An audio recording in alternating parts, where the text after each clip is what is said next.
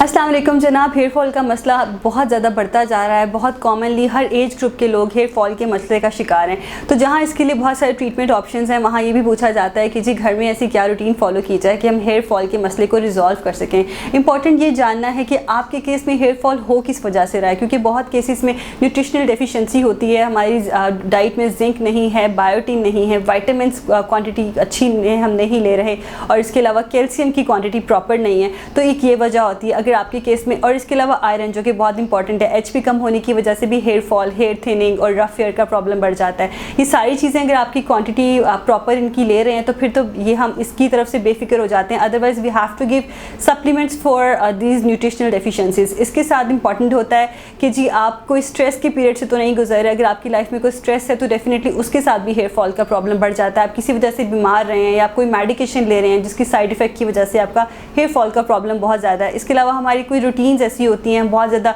Hair gel, serums, blow dries, hair dyes use करते हैं, तो उसकी वजह से भी हेयर फॉल का प्रॉब्लम बहुत ज़्यादा हो जाता है। तो आपने सबसे पहले एक जेंटल शैम्पू यूज़ करना है, सप्लीमेंट्स को रेगुलरली यूज़ करना है, हेयर के रूटीन को अपनाएं और बहुत ज़्यादा सन एक्सपोजर को अवॉइड करें ताकि आपकी हेयर हाइजीन अच्छी रहे और आपका हेयर फॉल का मसला बहुत ज़्यादा ना हो। Thank you so much.